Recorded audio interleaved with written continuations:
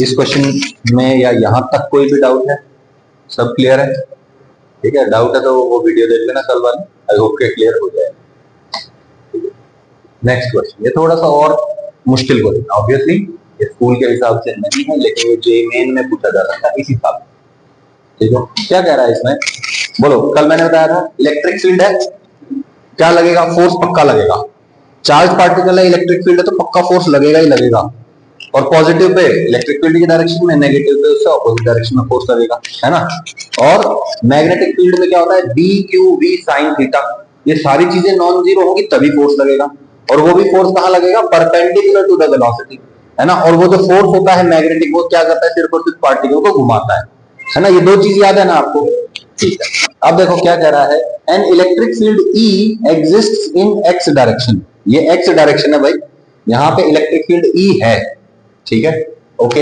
And magnetic field exists in Z direction, magnetic field इस direction में, देखो दिख रहा है ना, डॉट डॉट डॉट है ना ये सारा, यहां पे मैग्नेटिक फील्ड बाहर की तरफ, ठीक है, okay. A particle of charge Q mass M enters the region, ठीक है, इस रीजन में कौन आ रहा है? अब एक पार्टिकल, चार्ज कितना है? क्यू, मास कितना है? एम, एंटर कर रहा है। किस पॉइंट पे एंटर किया? 0, a, मतलब वाई एक्सिस के पास, वाई एक्सिस पे एंटर किया, कितने डिस्टेंस पे? यहां से a डिस्टेंस पे, है ना, 0, a, यहां पे एंटर करता है विद स्पीड v, कितनी स्पीड से? v स्पीड से एंटर करता है। एंड एग्जिट्स, एग्जिस्ट नहीं, एग्जिट, बाहर निकल जाना, एट 2a, 0, ठीक है। तो भाई ये जो एरिया है ना, यहाँ पे ये रीजन जो है, यहाँ पे इलेक्ट्रिक फील्ड है और इस डायरेक्शन में मैग्नेटिक फील्ड है। पार्टिकल यहाँ पे एंटर करता है और यहां से एग्जिट कर जाता है, कौन से पॉइंट से? 2a, 0 पॉइंट से बाहर निकल जाता है, ठीक है। ये a, 0, a से एंटर किया था, 2a, 0 से एग्जिट किया है, और स्पीड कितनी से एग्जिट किया है? 2v स्पीड से, ठीक है, विद स्पीड 2v। तो आपको क्या बताना है? आपको बताना है इलेक्ट्रिक फील्ड क्या होगा, सही है। दूसरा है power of both the fields eight entry and exit. अब देखो भाई, इनिशियल स्पीड मालूम है v, फाइनल स्पीड मालूम है 2v, काइनेटिक एनर्जी भी मालूम है, तो आपको मास पता है तो स्पीड पता है, तो काइनेटिक एनर्जी पता है, इनिशियल भी पता है, फाइनल भी पता है, मतलब चेंज इन काइनेटिक एनर्जी भी निकाल सकते हो। और जैसे ही चेंज इन काइनेटिक एनर्जी आएगा, क्या होता है वो? Work done by all forces, है ना। वर्क एनर्जी टर्म क्या कहता है भाई? Work done by all forces is equal to change in kinetic energy. अब मुझे बताओ, इलेक्ट्रिक फील्ड लग रहा है इस डायरेक्शन में, पार्टिकल यहां से टेक्निकली यहां चला गया है, this is the displacement of the particle, है ना। अब जब पार्टिकल यहां से यहां गया है, तो इस पे दो फोर्स लग रहे हैं। पहला फोर्स तो लग रहा है इलेक्ट्रिक फील्ड, है ना, और इलेक्ट्रिक फील्ड का डायरेक्शन कांस्टेंट है, और एक मैग्नेटिक फोर्स भी लग रहा है which is always perpendicular to the velocity, है ना।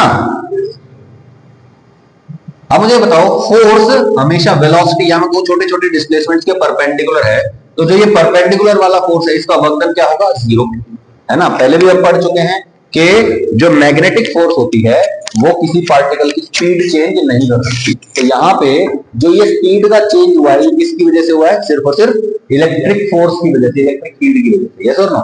मैग्नेटिक फील्ड की वजह से यहाँ पे वर्क डन 0 है, और उसकी वजह से जो स्पीड का चेंज है वो भी 0 है, सही है। तो हम क्या करेंगे? बोलो, work done by all forces equal to change in kinetic energy.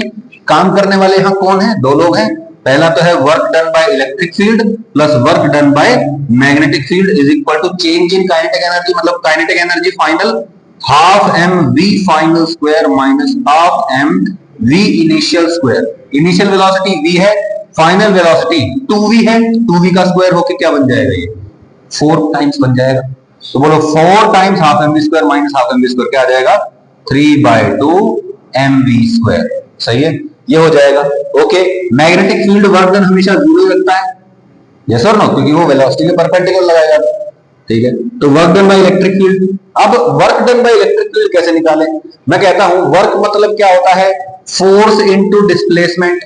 बोलो, चार्ज पार्टिकल चार्ज q है, इलेक्ट्रिक फील्ड E है, तो बोलो फोर्स कितना लगेगा? QE। फोर्स आ गया भैया QE। और यहां कौन है? डिस्प्लेसमेंट। कौन सी डायरेक्शन का displacement? In the direction of force. याद आ गया कि भाई वर्क निकालना है तो उस फोर्स की डायरेक्शन का ही डिस्प्लेसमेंट लेंगे। तो बोलो इलेक्ट्रिक फील्ड इधर है, फोर्स भी इधर ही लग रहा है, इधर फोर्स लग रहा है तो इसी डायरेक्शन का डिस्प्लेसमेंट लेंगे। बोलो इस डायरेक्शन में कितना डिस्प्लेसमेंट हुआ है, 2a। तो बोलो यहां पे क्या आ जाएगा, डिस्प्लेसमेंट 2a। सही है भाई। तो बोलो work done by electric field, यही बचा है सर, मैग्नेटिक फील्ड वाला जीरो हो गया, फोर्स इंटू 2a मतलब उसकी डायरेक्शन में displacement is equal to 3/2mv²। यहां से आप क्या निकालेंगे, बोलो सिर्फ ई नहीं पता आपको, बाकी सारी चीजें पता है, ई इधर रख लो, बाकी सारा उधर भेज दो, आपका आंसर आ जाएगा। कोई दिक्कत भाई, 3/4mv²/q। डन। फिर क्या कह रहा है, power of both the fields eight entry and exit. आधा क्वेश्चन तो ये हो रखा है आपका, थ्योरेटिकल जो पोर्शन लिखा रखा है उसके आधार पर, कि magnetic field can not exert power. तो एंट्री पॉइंट पे भी जीरो होगा और एग्जिट पॉइंट पे भी जीरो होगा। किसका निकालना पड़ेगा, इलेक्ट्रिक फील्ड में निकालना पड़ेगा। यस और no, okay alright. What is power, power होता है, देखो दो फॉर्मूले हैं अपने पास, क्या होता है भाई, dw/dt होता है work done per unit time, work done divide by time निकाल दो, है ना, डिफरेंशिएशन कर दो वर्क डन का। दूसरा क्या होता है, वर्क डन को लिख दो d/dt एज इट इज, ये आ गया force into displacement. Force constant है यहां पे, बोलो फोर्स कांस्टेंट है ना, बोलो हमेशा इलेक्ट्रिक फील्ड इधर रहता है तो फोर्स भी हमेशा इसी डायरेक्शन में लगती है, मतलब फोर्स का मैग्नीट्यूड और डायरेक्शन दोनों कांस्टेंट है, तो मतलब फोर्स कांस्टेंट है, फोर्स आ गया बाहर। सही है, डॉट प्रोडक्ट रह जाएगा बाहर की तरफ। Okay, ds/dt rate of change of displacement, velocity होता है, तो ये क्या आ जाएगा, बोलो फोर्स डॉट वेलोसिटी वेक्टर, यही होता है ना। Okay alright. So what is power, power is basically force का वेलोसिटी से डॉट प्रोडक्ट। सही है, ओके ऑलराइट। यहां पे जब ये एंटर करता है पार्टिकल, इसकी वेलोसिटी इधर है, लगने वाला फोर्स भी इधर है, दोनों का डायरेक्शन सेम, तो डॉट प्रोडक्ट में क्या आएगा, A vector dot B vector क्या होता है, A B cos theta, same direction पे एंगल 0 डिग्री, तो A B cos 0 degree, cos 0 1 होता है, तो ए बी बच जाएगा। तो बोलो यहाँ पे पावर क्या आ जाएगा, force QE into velocity V। आ गया भाई। एंट्री पॉइंट पे what is the power delivered by electric field, QE into V। आ गया आंसर। एग्जिट पे बात कर लेते हैं, बोलो ये पार्टिकल ऐसे करके ऐसे जा रहा है 2E पे, बोलो फोर्स लग रहा है इधर, वेलोसिटी लग रहा है इधर, बोलो फोर्स और वेलोसिटी के बीच का एंगल 90 डिग्री, और अगर फोर्स और वेलोसिटी के बीच का एंगल 90 डिग्री तो F डॉट V क्या हो जाएगा, 0 नहीं हो जाएगा। सिंपल है भाई, कोई दिक्कत है इसमें। Okay alright. तो एग्जिट पे 0, एंट्री पे QEV, सही है ना। Magnetic field is equal to, sorry, power of magnetic field equal to 0 for both entry and exit. Electric field की पावर 0 होगी कहां पे, एग्जिट पे, और एंट्री पे क्या होगी, F dot V, QE dot V। सही है, इलेक्ट्रिक फील्ड का वैल्यू रख दो पहले वाले पार्ट से, आ गया 3/4mv²/a। डन। मुश्किल है क्या कुछ, बहुत आसान है, दोबारा बताऊं। ऑलराइट। हाई एनर्जी स्टेट में हो कि नहीं हो तुम लोग, तो हाई एनर्जी स्टेट में रहते हुए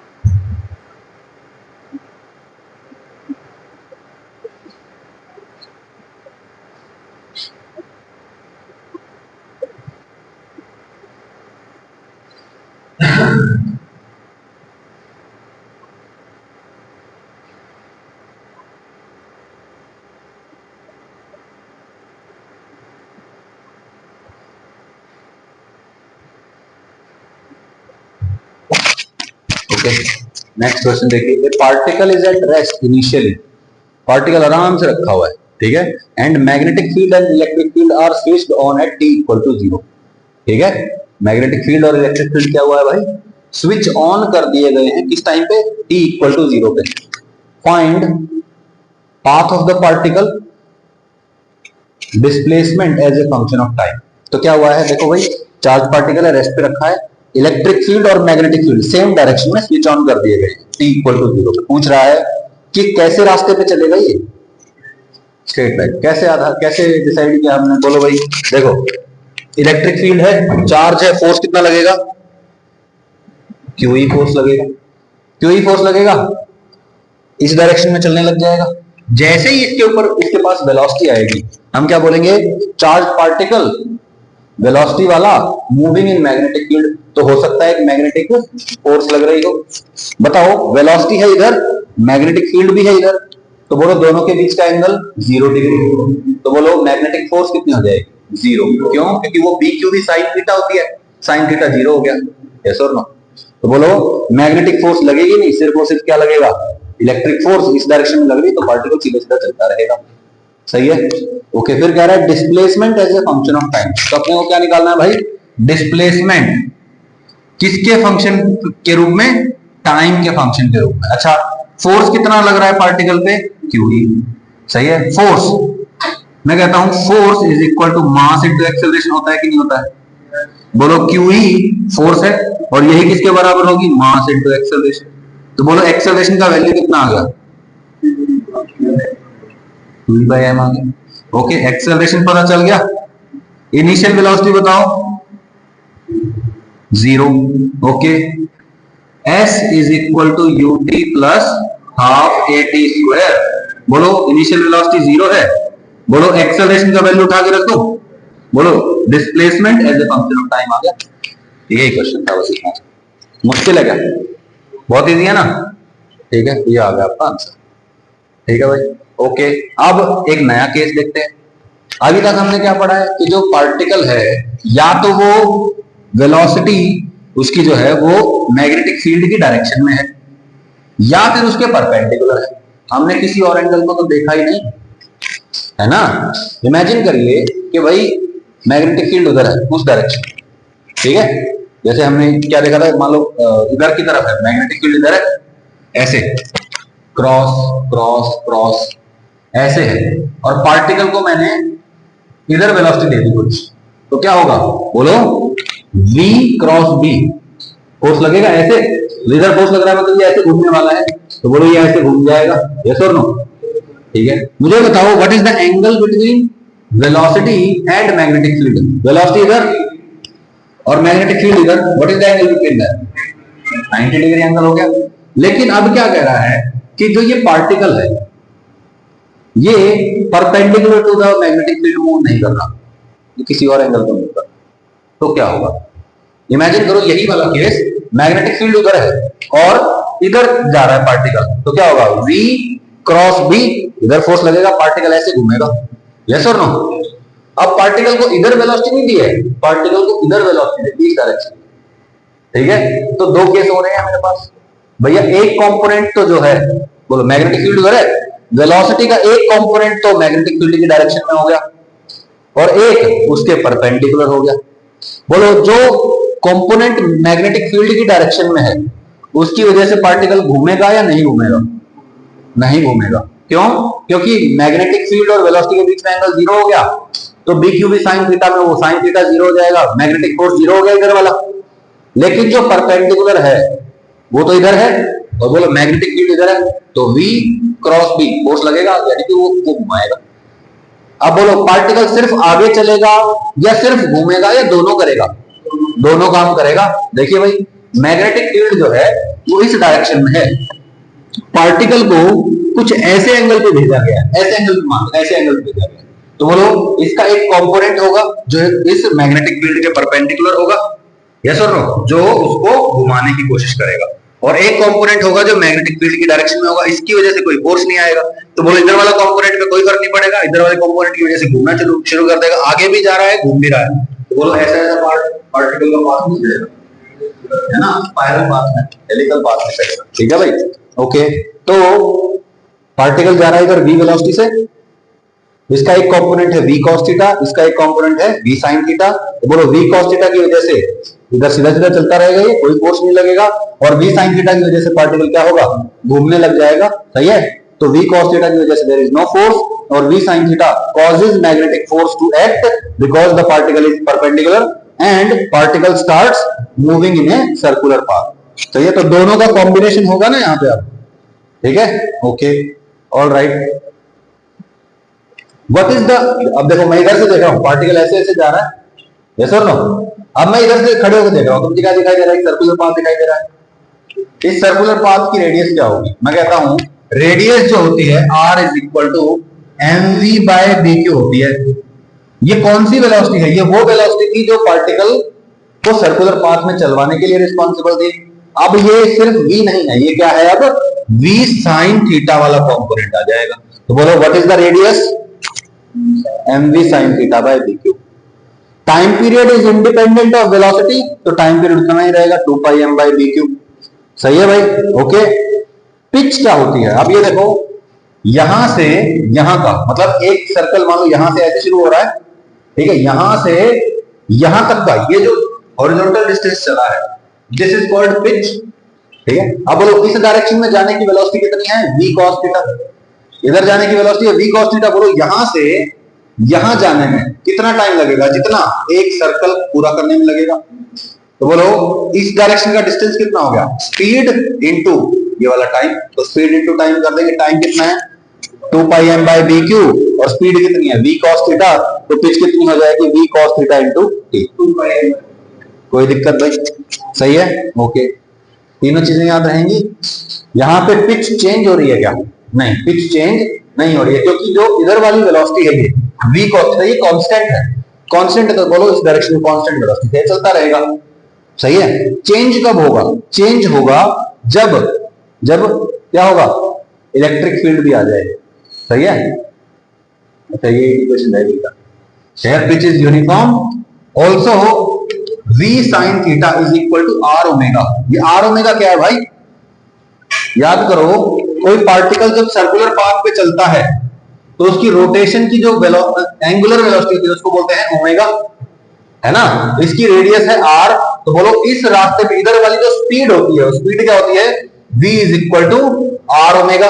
अब ये जो पार्टिकल है क्या ये सर्कुलर पाथ नहीं कर रहा है, इधर से देख रहा हूं तो मैं, बोलो इधर का जब सर्कुलर पाथ देख रहा हूं तो बोलो ओमेगा दिखाई दे रहा है मुझे कुछ रेडियस भी दिखाई दे रहा है ना। और इस डायरेक्शन का जो ये स्पीड है घूमने का, ये कितना है v sin थीटा, इधर वाला v cos थीटा, इधर वाला v sin थीटा। तो बोलो घूमने वाली velocity is equal to r omega, circular path वाला इक्वेशन लगा दिया मैंने। बोलो घूमने वाली वेलोसिटी कितनी है, v sin theta is equal to r omega. What is omega, angular speed.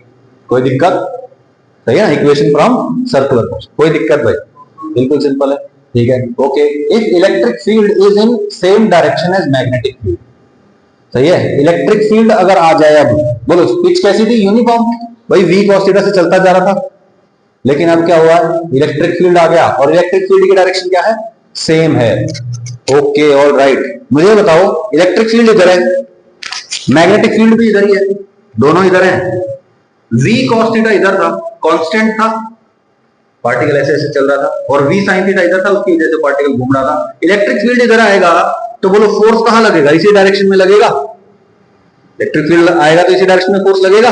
तो बोलो कौन सी स्पीड बढ़ेगी, v sin थीटा या v cos theta, v cos theta वाली स्पीड बढ़ेगी, क्यों, क्योंकि फोर्स उधर लग रहा है, वेलोसिटी भी उधर है, यस और नो। बोलो v sin थीटा जो है वो तो इलेक्ट्रिक फील्ड के परपेंडिकुलर है, तो परपेंडिकुलर लग रहा है तो वो स्पीड चेंज नहीं करेगा, ये वाली स्पीड चेंज नहीं होगी। कौन सी वाली चेंज होगी, v cos थीटा चेंज हो जाएगी, सही है। अब v cos थीटा बढ़ता जा रहा है ना, जो इधर वाला कंपोनेंट है वो बढ़ता जा रहा है। पहले वो एक बार चक्कर काटने में थोड़ा सा ही चल पा रहा था, लेकिन अब क्या हो रहा है, इस डायरेक्शन में स्पीड बढ़ गई तो अगले चक्कर में और ज्यादा डिस्टेंस चलेगा, अगले चक्कर में और ज्यादा डिस्टेंस चलेगा, अगले वाले में और ज्यादा चलेगा, अगले वाले में और ज्यादा चलेगा, यस और नो, कोई दिक्कत। सिमिलरली अगर इलेक्ट्रिक फील्ड क्या हो, ऑपोजिट डायरेक्शन में हो, इलेक्ट्रिक फील्ड ऑपोजिट डायरेक्शन में है, तो बोलो यहां पार्टिकल के पास क्या था भाई, इधर था v cos थीटा, और इधर परपेंडिकुलर वाली डायरेक्शन में v sin थीटा।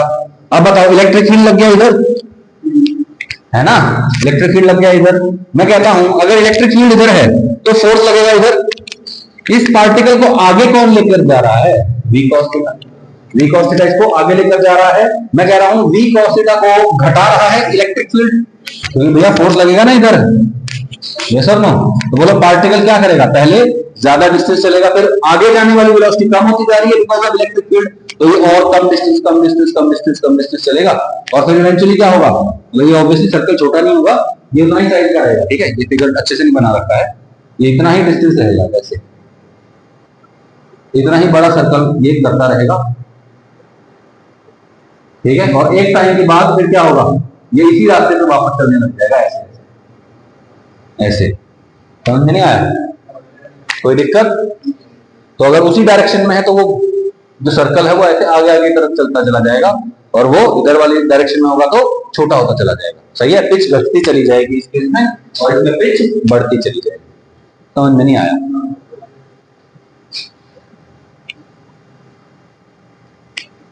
अगर कोई डाउट है तो बताइए, मैं दोबारा बताने को तैयार हूं।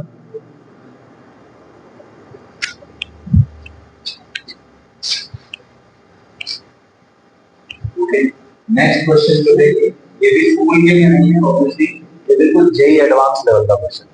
क्या कह रहा है, find coordinates as a function of time, velocity is given -v/j cap -vz k cap and b is equal to -v0 k cap. ठीक है, particle is at origin at t equal to 0। Particle कहां है भाई? Origin पे है, charge q, मास m।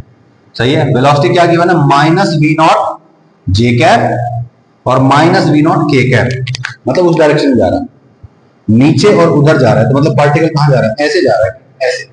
और ये x, ये y, ये z, तो पार्टिकल j कैप बोला ना, -v0 j कैप है ना,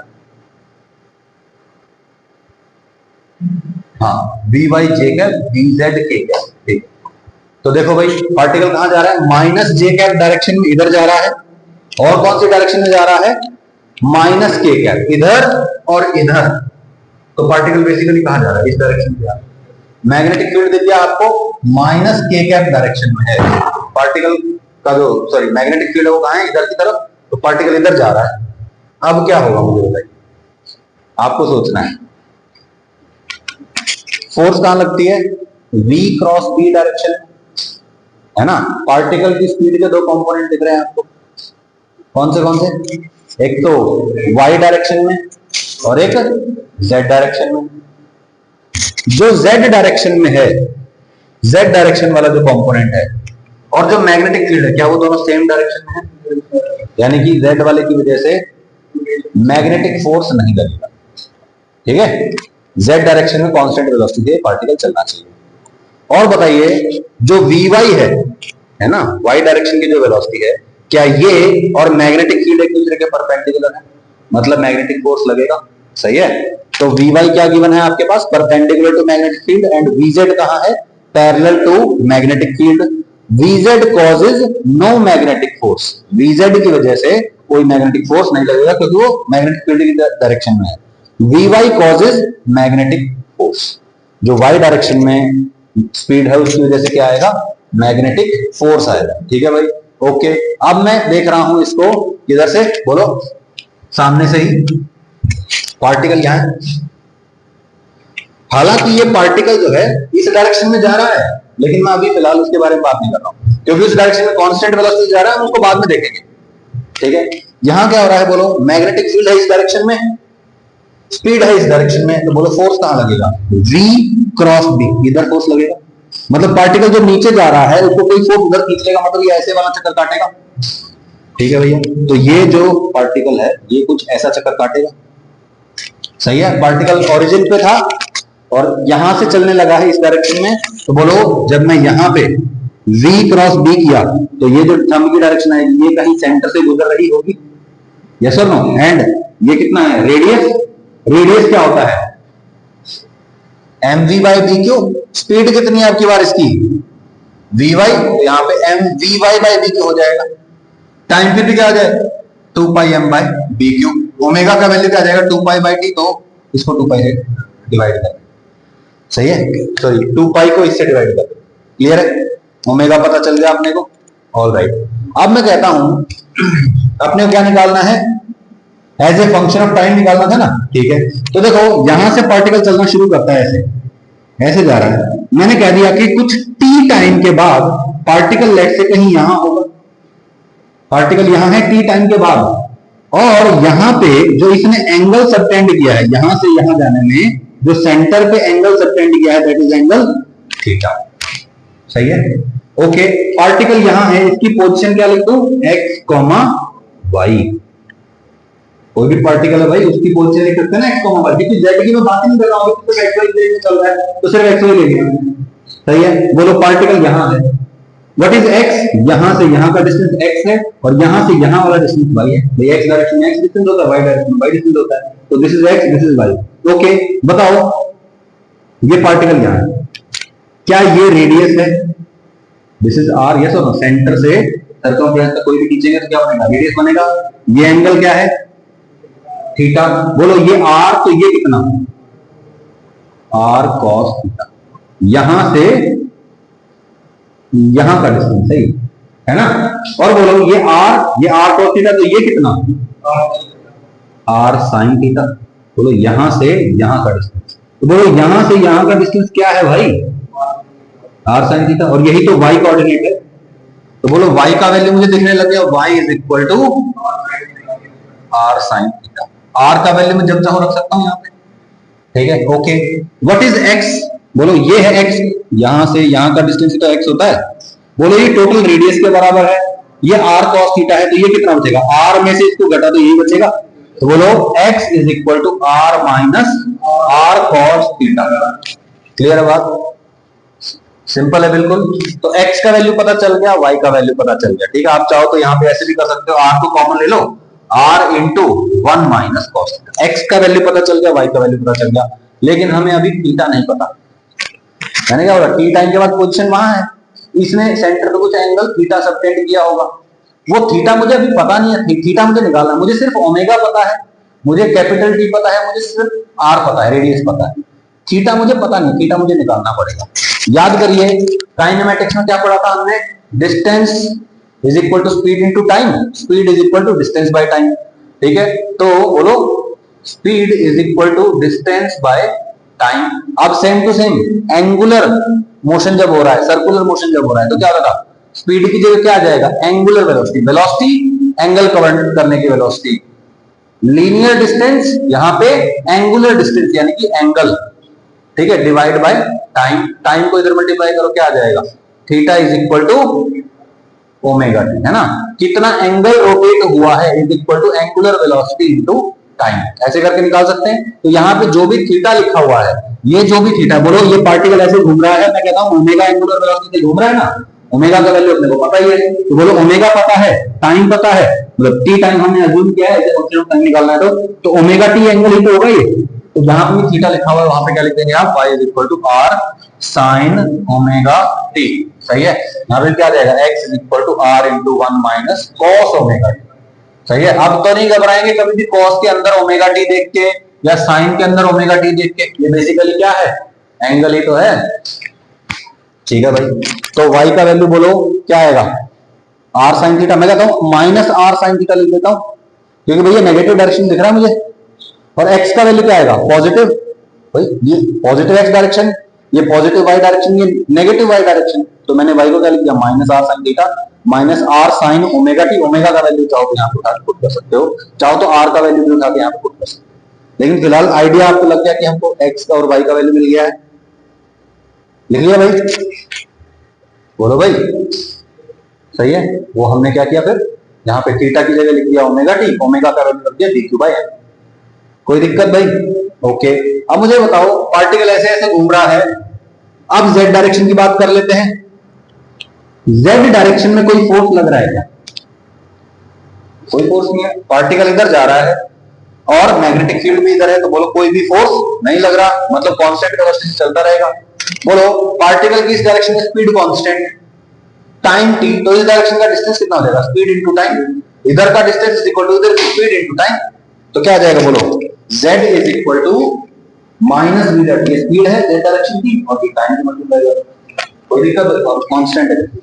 तो बोलो x पता चल गया, y पता चल गया, z पता चल गया, यानी कि आपको x, y, z तीनों पता चल गए, यानी कि आपको पार्टिकल की पोजीशन पता चल गई, और वही तो हमको निकालनी थी as a function of time. समझ में नहीं आया? वो मुश्किल है क्या? बहुत ज्यादा? बिल्कुल सिंपल है, ठीक है। If E was present in z direction, particle would have acceleration qEz by n। बोलो अभी क्या था, इस डायरेक्शन में कोई भी फोर्स नहीं लग रही थी, तो कांस्टेंट वेलोसिटी थी। लेकिन अगर इस डायरेक्शन में हम इलेक्ट्रिक फील्ड स्विच ऑन कर दें तो क्या होगा, इस डायरेक्शन में फोर्स लगने लग जाएगी, और वो कितनी होगी, फोर्स डिवाइड बाय मास, ये एक्सेलरेशन आ जाएगा। समझ में नहीं आया?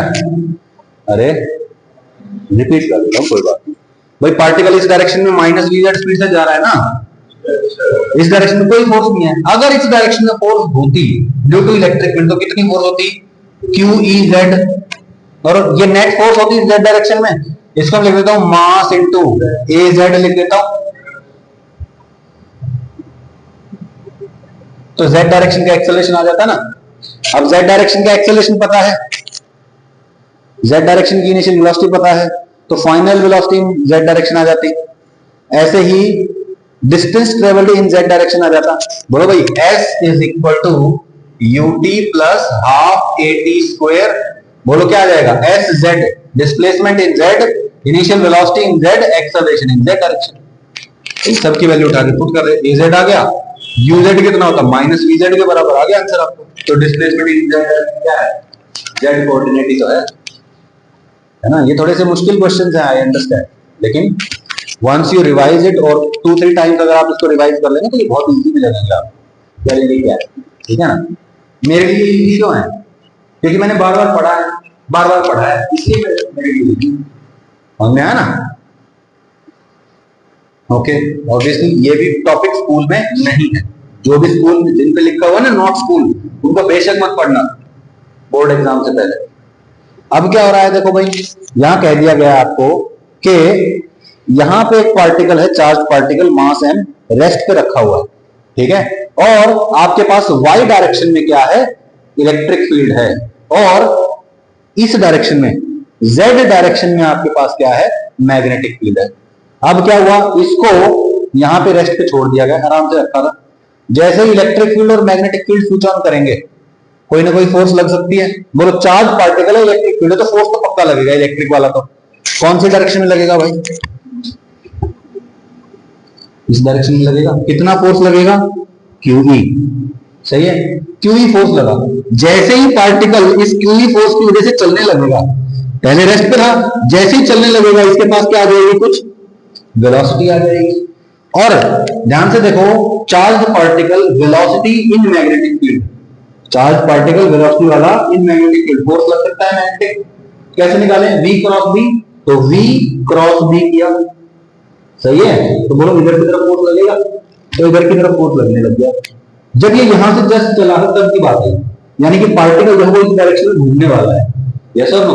अब बताओ, जैसे जैसे पार्टिकल अभी यहां से घूमने लगा, तो पार्टिकल कहीं यहां आ जाएगा, इलेक्ट्रिक फोर्स लगेगी इधर, बोलो स्पीड बढ़ जाएगी, कुछ स्पीड बढ़ जाएगी, तो बोलो अब जो मैग्नेटिक फोर्स लगेगी वो कहां लगेगी, perpendicular to the velocity, velocity इधर है ना।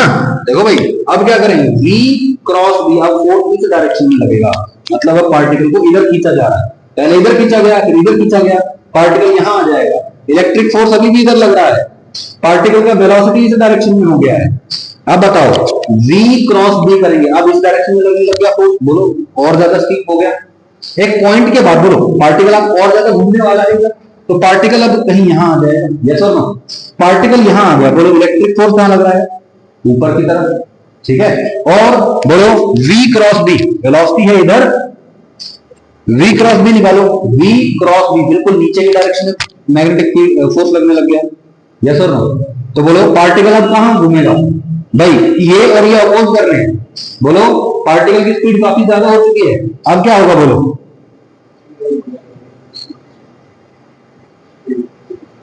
सीधा कैसे निकलेगा, जैसे ही ये थोड़ा सा यहां आएगा भाई इसने फोर्स लगाएगी, घूम जाएगा।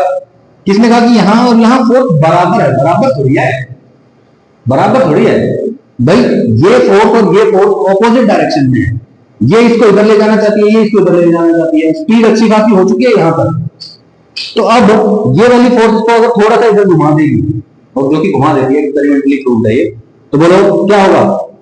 जैसे ये इधर आएगा, बोलो मैग्नेटिक फोर्स इस डायरेक्शन में लगने लग जाएगी। जैसे ये यहां आएगा, स्पीड इधर, मैग्नेटिक फोर्स इधर और इलेक्ट्रिक फोर्स इधर। अब बताओ पार्टिकल की स्पीड के ऑपोजिट डायरेक्शन में कौन हो गया? Electric field. यानी कि ये जो इलेक्ट्रिक फील्ड है अब इस पार्टिकल की स्पीड को क्या कर देगा? कम कर देगा। यहां से यहां तक तो स्पीड बढ़ाएगा और यहां से आगे चलते स्पीड क्या कर देगा? कम। सिमेट्रिक पाथ होगा। और जो ये पार्टिकल है सॉरी, ये पार्टिकल वापस यहां चला जाएगा और रेस्ट पे हो जाएगा, ठीक है, रुक जाएगा पार्टिकल फिर से। अब जैसे ही पार्टिकल यहां रुक गया है, फिर से ये वाली साइकिल रिपीट हो जाएगी कि भाई इलेक्ट्रिक फील्ड ने स्पीड बढ़ाई, यहां तक गया और फिर ऑपोजिट डायरेक्शन में जैसे ही घूमेगा क्या होगा? स्पीड कम होने लग जाएगी, फिर से नीचे आ जाएगा। ऐसे ऐसे चलता रहेगा। ठीक है, कोई दिक्कत भाई? यही बात अंग्रेजी में लिखी, हालांकि स्कूल में नहीं है। एट स्टार्ट इनिशियल वेलोसिटी 0 है, मैग्नेटिक फोर्स 0 है, बट इलेक्ट्रिक फील्ड फोर्स जो है वो 0 नहीं है। So it starts moving in the direction of electric field. ठीक है, इलेक्ट्रिक फील्ड की डायरेक्शन चलना शुरू कर देगा। As velocity not equal to 0, magnetic field force also not equal to 0 and अगले पेज पे चलते हैं। And the particle moves on a curved path. ठीक है, ये इक्वेशंस आप लोग याद कर लो।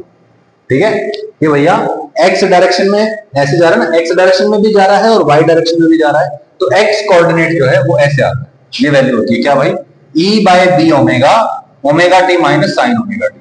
सही है। और वाई की वैल्यू क्या आ जाएगी? E by B omega 1 minus cos omega T. सही है, कोई दिक्कत भाई? अच्छा ये बताओ, यहां से आप वाई डायरेक्शन में मैक्सिमम वैल्यू कितनी ऑब्टेन कर सकते हो? जब ये चीज क्या हो जाएगी? 0, क्योंकि कॉस की वैल्यू 0 होती है ना, तो जब ये वैल्यू क्या हो जाएगी? 0 हो जाएगी, तो ये सिर्फ 1 रह जाएगा, यहाँ पे ई बाय बी ओमेगा रह जाएगा। यस और नो? तो बोलो वाई मैक्सिमम कितना हो सकता है? ये 2 नहीं है, ई बाय बी ओमेगा हो सकता है। कोई भी दिक्कत भाई? ठीक है, और ये जो रास्ता है, जिस रास्ते पे ये चल रहा है, देखो ये रास्ता कुछ ऐसा दिखाई दे रहा है ना, यहां से चलने लगा और क्या होगा? ऐसे जाएगा, ऐसे जाएगा, ऐसे ऐसे चलता रहेगा। इस पाथ को बोलते हैं साइक्लॉइड। क्या बोलते हैं इसको? साइक्लॉइड। ठीक है, ये इसके सिमिलर है। It is similar to the path on periphery of a moving tyre. अब देखो, मान लो आपके पास एक टायर है, यहां पे आपने एक पॉइंट रख दिया।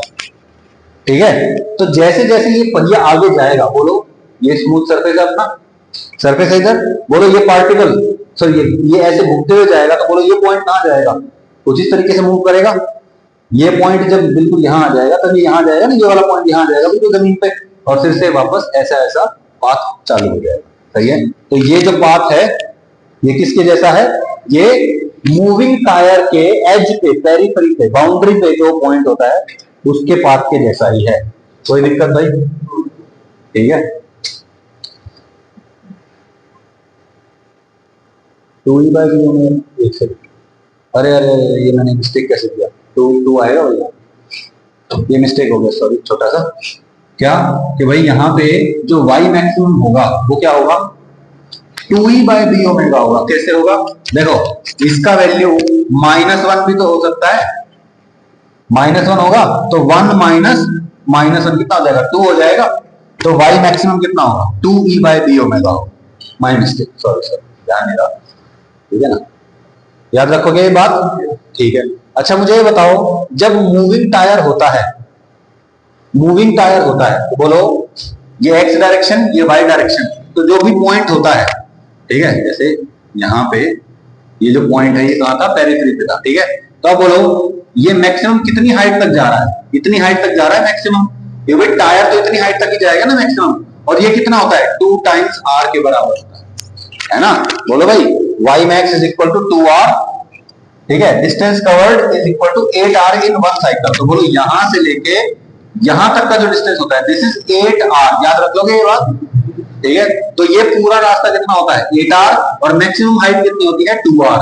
अब यहां देखो कितना डिस्टेंस था, कितना y मैक्सिमम था? y max is equal to 2e by b omega, यही तो था। है ना, और ये किसके एनालॉगस है, 2r के। तो y मैक्स की वैल्यू पता चल गई है, तो बताओ 8r की वैल्यू कितनी होगी, इसका 4 गुना मतलब इसका 4 गुना, यानी कि 8e/b omega. This is the distance travelled by the particle in one cycle. याद रह जाएगी बात, 8e/b ओमेगा। ओमेगा की वैल्यू आप बी क्यू बाय एम। कौन नहीं आया?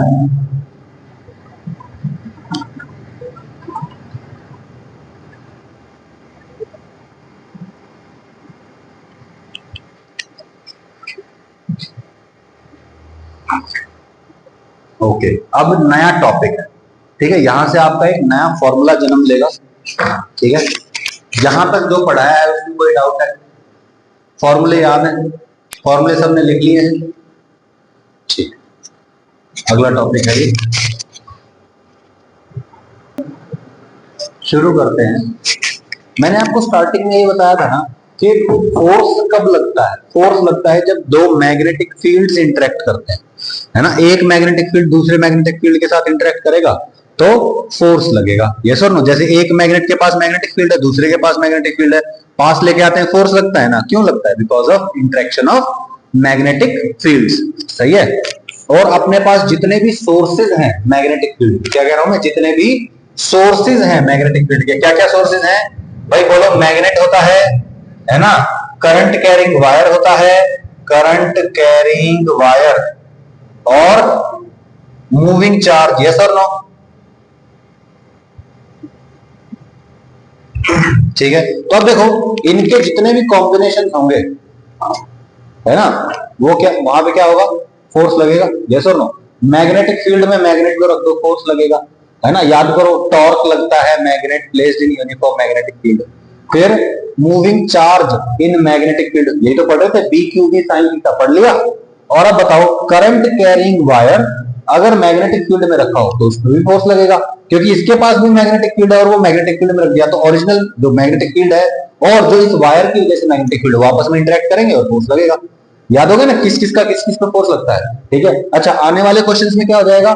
वायर के पास एक चार्ज रख देंगे, एक वायर के पास दूसरा वायर रख देंगे। बोलो, इस पहले वायर का जो मैग्नेटिक फील्ड होगा और दूसरे वायर का जो मैग्नेटिक फील्ड होगा, दोनों एक दूसरे पे फोर्स लगाएंगे कि नहीं लगाएंगे, है ना। तो इस तरह के कॉम्बिनेशन हम स्टडी करेंगे, ठीक है।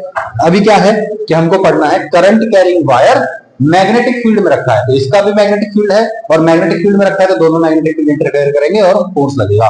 फोर्स किस पे डिपेंड करेगा? जो मैग्नेटिक फील्ड है उस पे, जो इस वायर में करंट है उस पे, और इस वायर की लेंथ पे, ठीक है। तीन चीजों पे डिपेंड करेगा। किस किस पे भाई? Magnetic field, length, current. Magnetic field, length, current और एंगल, एंगल पे भी डिपेंड करेगा, कौन से एंगल पे, ठीक है। कोई दिक्कत? अभी फॉर्मूला आ जाएगा तो सारी चीजें अपने आप क्लियर हो जाएंगी, ठीक है भाई। तो ठीक है, पूछा ठीक,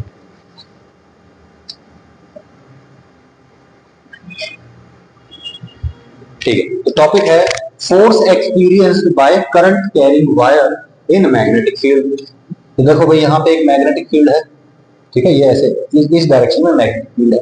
यहाँ पे हमारे पास एक ए क्रॉस सेक्शनल एरिया का एल लेंथ वाला वायर रखा हुआ है जिसमें करंट कितना है? आई, ठीक है, okay.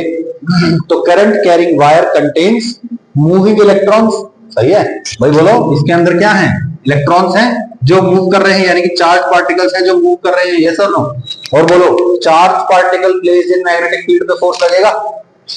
Charge particle moving in magnetic field, उस पे फोर्स लगता है। तो यहाँ पे वायर है, वायर के अंदर इलेक्ट्रॉन्स, इलेक्ट्रॉन्स पे फोर्स लगेगा, मतलब वायर पे भी फोर्स लगेगा, सही है। Hence it will experience a force on it when placed in magnetic field. Wire move नहीं कर रहा है अभी, wire is not moving, what is moving? Electrons are moving, और मूविंग इलेक्ट्रॉन्स मतलब मूविंग चार्ज, और प्लेस्ड इन मैग्नेटिक फील्ड, तो force लगेगा, यस और नो। कोई दिक्कत? बिल्कुल सिंपल है, ठीक है, ओके। तो बोलो, कोई भी चार्ज पार्टिकल क्यू चार्ज वाला v वेलोसिटी से मूव करता है बी मैग्नेटिक फील्ड में, तो फोर्स कितना लगता है? B Q V sine theta, yes और नो, ठीक है भाई। हमने चार्ज निकालना है। चार्ज क्या होता है बोलो? चार्ज, चार्ज कैसे निकालते हैं? चार्ज निकालते हैं number of electrons into charge on one electron. सही है, ओके। तो बोलो नंबर ऑफ इलेक्ट्रॉन्स कितने होंगे इस कंडक्टर के अंदर at any given time. Obviously जितने मान लो इलेक्ट्रॉन्स इधर से निकलेंगे उधर उतने इधर से एंटर कर रहे होंगे, तो हमेशा इसके अंदर फिक्स नंबर ऑफ इलेक्ट्रॉन्स रहते हैं। तो ठीक है, तो कैसे निकालेंगे बोलो। सबसे पहले ये तो होता है नंबर ऑफ इलेक्ट्रॉन्स, लेकिन जब हमने फॉर्मूला पढ़ा था करंट इलेक्ट्रिसिटी में, तो वहां पे स्मॉल एन क्या होता था, number of electrons per unit volume. एक यूनिट वॉल्यूम में इतने इलेक्ट्रॉन्स हैं, तो V वॉल्यूम में कितने होंगे, इसको V से मल्टीप्लाई कर देंगे। यस और नो। अच्छा, अब इसकी वॉल्यूम कितनी है, एरिया इंटू एल है। यस और नो। तो बोलो इसके जगह लिख देंगे A into L into N. ये तो हो गया नंबर ऑफ इलेक्ट्रॉन्स, इसको मल्टीप्लाई कर दो चार्ज ऑफ इलेक्ट्रॉन्स है, तो ये क्या आ जाएगा, total charge inside the conductor. कोई दिक्कत भाई? सही है। N E into volume, volume क्या होता है ए एल, तो बोलो N E A L, N E A L. हो गया ना, कोई दिक्कत भाई? बिल्कुल सिंपल है। अच्छा, वेलोसिटी कितनी है, यहाँ पे जो इलेक्ट्रॉन्स हैं उनकी वेलोसिटी कितनी है, ड्रिफ्ट वेलोसिटी के बराबर। क्योंकि जब करंट फ्लो करता है किसी में कंडक्टर में, तो उसके अंदर वेलोसिटी कितनी होती है इलेक्ट्रॉन्स की, एवरेज वेलोसिटी ड्रिफ्ट वेलोसिटी के बराबर ही होती है। तो v is equal to V D, और वी डी का वैल्यू क्या आता है, I is equal to V ना करके याद है आपको? ठीक, okay. I is equal to V D E N A, याद रखना है। I is equal to V ना करके याद किया था हमने, V D E N A. सही है, I का वैल्यू ये है। ऑल राइट, तो चलो फोर्स वाले फॉर्मूले लिख देते हैं। B आ जाएगा मैग्नेटिक फील्ड, ठीक है। Q का वैल्यू लिख दो एन ई ए एल, तो एन ई ए एल लिख दिया भाई। और वेलोसिटी की जगह क्या लिख देंगे, ड्रिफ्ट वेलोसिटी। सही है, और मैग्नेटिक फील्ड यू का आ जाएगा, और साइन थीटा यू का। सही है। अच्छा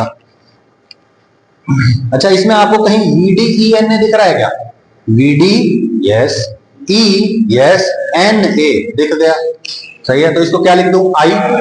सही है, तो इसको आई लिख दिया मैंने, क्या बन जाएगा बताना, N I L B sine, है ना, B I L sine theta बोल दो।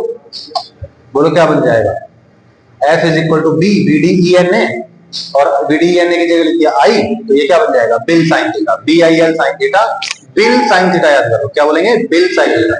सही है, वहां क्या होगा, B Q B sine theta, यहाँ पे बिल साइन। कोई दिक्कत भाई? बिल्कुल सिंपल है। ओके, ऑल राइट, बहुत बढ़िया।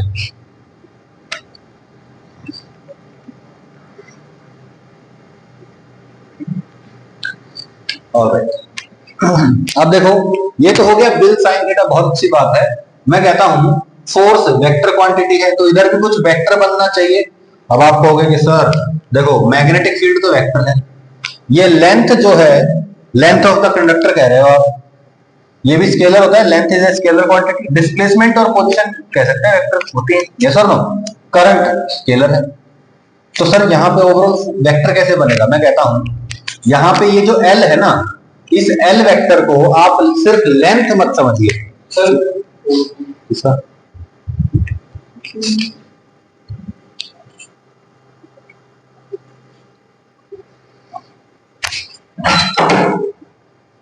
तो यहाँ पे जो एल वेक्टर है आप इसको सिर्फ लेंथ नहीं समझेंगे, ये क्या है, कंडक्टर के स्टार्टिंग पॉइंट से एंड पॉइंट का वेक्टर है। कंडक्टर के स्टार्टिंग पॉइंट से एंड पॉइंट का वेक्टर है। फिलहाल आप फॉर्मूला याद करिए, फॉर्मूले में क्या है, B I L sine theta, force is equal to BIL sine theta, force is equal to BIL sine theta, BIL sine theta, BIL sine theta, BIL sine theta, याद हो गया? ठीक है। अब डिफरेंशियल फॉर्म में देखते हैं कि वहां पे हमने क्या यूज किया था, अभी एक पूरा एल लेंथ का कंडक्टर हमने यूज किया था, मैग्नेटिक फील्ड बी था, लेंथ एल थी, area of cross section A, और इसमें करंट फ्लो कर रहा था वो आई। सही है। अब इसकी जगह मैं एक बहुत छोटा सा पोर्शन लेता हूं, ठीक है, एक डीएल लेंथ का मैंने पोर्शन मान लिया। सही है, placed in magnetic field carrying current I. तो यहां पे इसके लिए अब मैं क्या करूंगा बोलो, वहां पे क्या था, D I L sine theta, अब एल की जगह क्या आ जाएगा, डीएल। सही है, करंट की जगह करंट रहेगा, और मैग्नेटिक फील्ड की जगह मैग्नेटिक फील्ड रहेगा। सही है, स्मॉल लेंथ को मैंने फिलहाल क्या मान लिया है, वेक्टर क्वांटिटी। तो बोलो ये DL sine theta, sorry DL into B sine theta है, तो हमने इसको ऐसे लिख दिया कि यहाँ पे जो एल है इसकी जगह क्या लिख देंगे, डीएल क्रॉस बी, तो ये क्या बन जाएगा आईडीएल। अब बताओ करंट इनटू छोटी सी लेंथ, ये क्या होता था डिफरेंशियल करंट एलिमेंट, याद आया है ना, पढ़ा था बायो-सेवर्ट लॉ में, dB is equal to mu not by 4 pi ideal sine theta by R square, है ना। तो आइडियल क्रॉस आर क्या था, तो आइडियल क्या माना था हमने, differential current element which is a vector quantity, ठीक है। तो बोलो यहाँ पे क्या बन जाएगा, बोलो उस छोटे से पोर्शन पे फोर्स लगेगा dF, that will be equal to ideal cross B, integrate करो इसको, dF का integration F ideal cross B का इंटीग्रेशन यहाँ जाएगा, यस और नो, सही है। अगर करंट कांस्टेंट है तो आप क्या करेंगे, बोलो I को बाहर निकाल देंगे, I बाहर आ जाएगा, यहाँ पे क्या बचेगा, बोलो integration of dl cross b, सही है। तो integration of dl cross b आ जाएगा, सही है। व्हाट इज दिस, छोटी सी लेंथ का इंटीग्रेशन, मतलब बड़ी लेंथ बनने वाली है, लेकिन ये वेक्टर क्वांटिटी तो मैं कहूंगा starting point to ending point हो जाएगा यहाँ पे। तो ये बेसिकली ये जो dl है इसका इंटीग्रेट करके क्या आएगा, net displacement from starting to ending point, किसका, वायर का। तो यही हमारे लिए लेंथ बन जाएगी, इफेक्टिव लेंथ बोल सकते हैं आप इसको।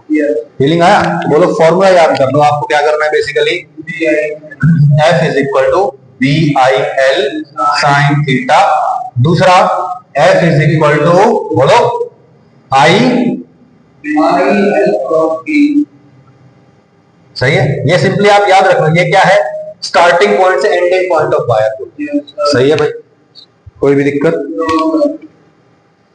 स्पेशल नोट, ये देखो ये सदाबहार क्वेश्चन हो गया आपके लिए। सदाबहार क्वेश्चन कैसे हो गया, देखिए ध्यान से,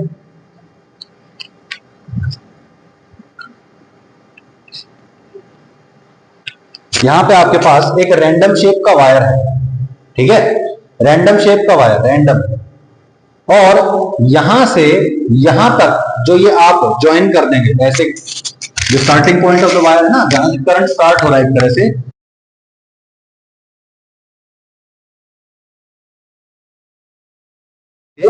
यहां से लेके और एंडिंग पॉइंट तक एक वेक्टर बना दो, यही आपका क्या माना जाएगा, एल वेक्टर। अब बोलो ये एल वेक्टर है और ये मैग्नेटिक फील्ड है, दोनों के बीच का एंगल लेट से फाई मान लिया हमने, तो बोलो अंतर क्या आ जाएगा, फोर्स इज इक्वल टू बोलो बी आई, लेंथ कितनी है, ये जो यहां से लेके यहां तक लेंथ है ये एल मानेंगे, और साइन एंगल कितना है, फाई, सही है भाई, कोई दिक्कत, clear, okay. For a circular loop pi क्या हो जाएगा, 0, क्यों भाई, देखो सर्कुलर लूप है, ध्यान से देखना, मेरे पास एक सर्कुलर लूप है, मैं कहता हूं यहां से स्टार्ट किया, यहीं पे आ गया, तो बोलो starting point to ending point का लेंथ कितना हो गया, 0। तो अगर L 0 हो गया तो व्हाट इज द फोर्स, 0। सोच के देखो ना, what is force, B I L sine theta. अगर L 0 हो गया तो फोर्स भी क्या हो जाएगा, 0। मैं यही तो कह रहा हूं कि भैया what is the L, starting point to ending point का डिस्टेंस विच इज 0। तो यहां पे इस केस में सर्कुलर वायर है, L क्या हो जाएगा, 0, तो फोर्स भी क्या हो जाएगा, 0 हो जाएगा। अब रैंडमली कोई भी क्लोज लूप है, यहां पे भी स्टार्टिंग पॉइंट यही है और एंडिंग पॉइंट भी यही है, तो L का वैल्यू क्या हो जाएगा, 0, तो नेट फोर्स क्या हो जाएगा, 0। समझ में आया। आप इसको ऐसे समझ लेना आने वाले समय में कि ये जो आधा लूप है इस पे अगर इधर फोर्स लग रहा है तो ये जो बचा हुआ आधा है इस पे इधर फोर्स लग रहा है, ऐसा मान लो ऑपोजिट डायरेक्शन में फोर्स लग रहा है, और नेट फोर्स क्या हो जाता है, फिर 0 हो जाता है। आप ऐसा अभी के लिए मान सकते, ठीक है भाई, कोई दिक्कत भाई। अब क्वेश्चन है, बहुत ही आसान क्वेश्चन है ये, ठीक है। फोर्स का फॉर्मूला बोलो, bill sine theta, what is L, starting point to ending point, ठीक है, ऑल राइट।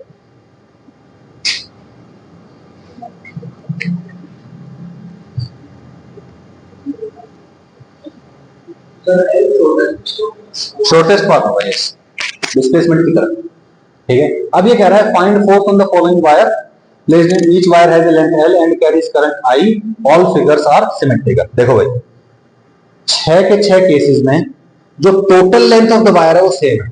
यहाँ पे ये जो वायर दिख रहा है इसकी लेंथ भी उतनी है, यहाँ पे जो ये टोटल लेंथ है ये भी उतनी है L, यहाँ पे ये जो टोटल लेंथ है ये एल है, यहाँ पे ऐसे ही सारे के सारे क्या है, टोटल लेंथ कितनी है भाई, एल। सही है, लेंथ एल है हर एक केस में। तो बोलो फोर्स का फॉर्मूला लिख लें एक बार। फोर्स का फॉर्मूला बोलिए, B I L sine theta. What is theta? Angle between magnetic field and L. सही है ना, ये तो पता है ना आपको, ठीक है। ओके, तो बोलो यहां पे starting point to ending point what is the length? तो what is the force? F is equal to B I L sine theta. बोलो लेंथ में और मैग्नेटिक फील्ड में एंगल 90 डिग्री, तो साइन 90 ये बन जाएगा। तो बोलो इसका आंसर आ गया फर्स्ट का। सेकंड का आंसर देखते हैं। बोलो टोटल लेंथ L है, ये एंगल 90 डिग्री की बने, तो ये कितना होगा? L/2। और ये लेंथ भी कितनी होगी? L/2, L/2, L/2 हो गया। ओके, अब यहां से यहां का डिस्टेंस देखिए। कर दिया भाई, ठीक है। यहां से यहां का डिस्टेंस देखना है आपको। मुझे पहले बताओ ये डिस्टेंस कितना होगा? ये एक राइट एंगल ट्रायंगल दिख रहा है, ये बेस, ये परपेंडिकुलर मान लो, ये हाइपोटेन्यूज हो जाएगा। h का वैल्यू निकाल लोगे, कितना आएगा? L/√2 आ गया। तो ये लेंथ पता चल गई। अब बताओ लेंथ में और मैग्नेटिक फील्ड में एंगल कितना है? 90 डिग्री। तो फोर्स क्या हो जाता है? F is equal to B I sine 90 हो जाएगा अपने आप। यहां बोलिए ऐसे है, ये L/3, ये भी L/3 और ये भी L/3। सही है, तो बोलो ये भी कितना हो जाएगा? L/3। लेंथ पता चल गई, starting point to ending point. What is the angle? 90 degree. What is the force? BI/3 sine 90 हो जाएगा। यहाँ पे length and magnetic field are 90 degree. तो बोलो ये टोटल लेंथ L है, कितने हिस्से हैं? 1 2 3 4 5, 5 हिस्से हैं। कितना हो गया? L/5, L/5, L/5। तो बोलो ये भी कितना होगा? What is the angle? 90 degree. F is equal to BIL/5। सही है, साइन 90 हो जाएगा अपने आप। यहाँ ये देखो, ये टोटल लेंथ कितनी है भाई? L। तो ये डिस्टेंस कितना होगा? मतलब सेमी सर्कुलर दिख रहा है ये मुझे, सही है। ओके, तो आप बताओ ये टोटल लेंथ L है, ठीक है। बोलो अगर पूरे सर्कल की बात करें तो बोलो टोटल सर्कल में टोटल जो सर्कमफ्रेंस होती है कितनी होती है? आधा सर्कल है तो कितनी होगी? तो पाई आर इज इक्वल टू कितना गिवन है? L। भाई यही तो L है, L/5। रेडियस पता चल गई। यहां से यहां का डिस्टेंस बोलना 2r, यानी कि कितना हो जाएगा? 2L/5। तो L की जगह 2L/5 लिख दो। Force is equal to BI/2L। अब यहां देखो ये जो टोटल एंगल है ये कितना है? टोटल एंगल थीटा है। ये कितना होगा? 2π माइनस थीटा। अब आपको ये डिस्टेंस बताना है, सही है। कैसे निकालेंगे बोलो? ये टोटल निकाल लो। जैसे यहां पे हमने ये निकाला था कि भाई ये पाई आर है, तो ऐसे ही ये निकाल लो। बोलो जब पूरा का पूरा सर्कल होता है, एंगल 2π होता है, तो लेंथ कितनी होती है? 2πr। और अगर एंगल कितना होगा? 2π माइनस थीटा, तो लेंथ कितनी हो जाएगी? 2π माइनस थीटा इंटू आर हो जाएगी। सही है, और यही कितनी गिवन है? L के बराबर। तो आर का वैल्यू क्या हो गया? L/2π आर पता चल गया। अब बताओ ये आर है, ये भी आर है, ये कितना होगा? आर, ये एंगल θ/2, आर cos θ/2, ये कितना हो जाएगा? R sin θ/2। और यहां पे भी आर sin θ/2, ये वाली लाइन, ये वाली। तो दोनों मिला के कितने हो जाएंगे? यही तो L है। आर का वैल्यू बताना।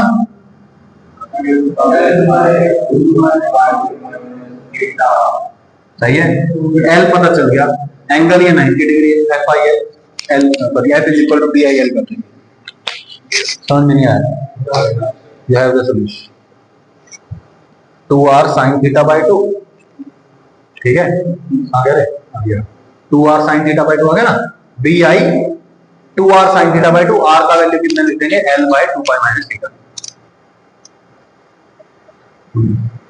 Okay, alright.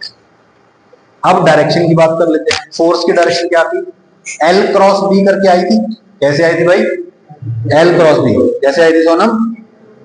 वंशिका, सही है। ओके, यानी कि लेंथ मतलब कौन सी लेंथ लेंगे? इधर से इधर लेंगे, इधर से इधर लेंगे। जो करंट की डायरेक्शन वही वाली लेंथ लेंगे। आइडियल आ गया था ना, तो आइडियल की डायरेक्शन क्या होती है, करंट वाली डायरेक्शन होती है। तो बोलो लेंथ की डायरेक्शन में करेंगे, करंट की डायरेक्शन में करेंगे और बी की तरफ क्रॉस कर देंगे, तो जो थंब की डायरेक्शन होगी वो क्या देगी आपको, फोर्स का डायरेक्शन दे देगी। अब देखो ध्यान से क्या कह रहा है, ये देखिए, ये कह रहा है कि यहां पे एक आपके पास रेक्टेंगुलर लूप है जिसमें से आधा जो है, आधा वो तो मैग्नेटिक फील्ड में है और बचा हुआ आधा नीचे की तरफ है, ठीक है। अब कह रहा है कि बताओ डायरेक्शन ऑफ करंट कितनी होनी चाहिए ताकि ये जो लूप है ये क्या रहे, रेस्ट पर रहे, ये नीचे ना जाए, ये सस्पेंडेड है, कोई वायर नहीं बना हुआ इसके, ग्रेविटी वाले स्पेस में है, ये ग्रेविटी नीचे लग रही है लेकिन नीचे नहीं जा रहा है, क्यों, क्योंकि इसके ऊपर कुछ मैग्नेटिक फोर्स लग रही होगी, सही है। तो निकालते हैं।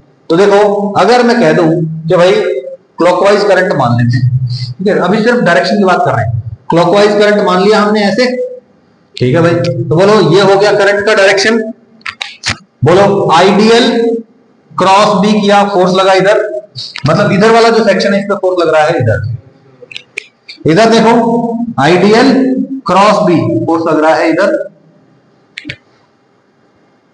देखो ये वाला फोर्स और ये वाला फोर्स कैंसिल आउट कर जाएंगे, ओके ऑलराइट। यहां पे बात करते हैं, बोलो आइडियल क्रॉस बी फोर्स लगा ऊपर, तो मैग्नेटिक फोर्स लग रहा है ऊपर, ये तो कैंसिल आउट हो गया, तो बोलो नेट मैग्नेटिक फोर्स ऊपर लग रहा है और mg नीचे लग रहा है, तो बोलो बैलेंस हो सकता है या नहीं हो सकता। अगर मैंने एंटी क्लॉकवाइज मान लिया होता तो बोलो ये और ये तो फिर भी कैंसिल आउट कर जाते हैं, लेकिन ना आइडियल क्रॉस बी किया नीचे आया, बोलो हाथ हाथ से चलाया तो आइडियल क्रॉस बी किया तब नीचे आया, मतलब मैग्नेटिक फोर्स नीचे लग गया, mg भी नीचे लग गया, तो ये रेस्ट रहेगा क्या, तो स्लो नहीं रहेगा ना, ये कह रहा हूं, ठीक है ओके। अब बताओ कितनी फोर्स लगेगी इस पे, बोलो ये तो कैंसिल आउट हो रहे हैं, फोर्स कितनी लगती है, B I L sine theta, बोलो एल और बी में एंगल कितना है, सही ओके। आई का वैल्यू आई है और एल का वैल्यू कितना है, ये वाली लेंथ, ये बी के बराबर गिवन है आपको, तो बी आई बी हो जाएगा यार, कोई दिक्कत, सिंपल है, ये हो गया ऊपर वाला फोर्स, हालांकि सिर्फ डायरेक्शन की बात कर रहा है, ओके। और नीचे क्या लगेगा, क्या होगा, ठीक, बोलो mg कितना लगेगा, मास कितना है इसमें, बोलो इसने कह दिया कि लैम्डा किलोग्राम पर मीटर में है, 1 मीटर लेंथ में लैम्डा किलोग्राम है, तो टोटल लेंथ कितनी है ये, L प्लस बी यानी कि 2 टाइम्स है ना, टोटल लेंथ होगी, इसको लैम्डा से मल्टीप्लाई कर दो, मास आ गया, g से मल्टीप्लाई कर दो, mg आ जाएगा, ये हो गया mg, तो बोलो DIB is equal to mg, ऐसे करके आप जो भी निकालना हो आप निकाल सकते हो, सही है। We will continue in the next class, यहां तक पूरा होना चाहिए।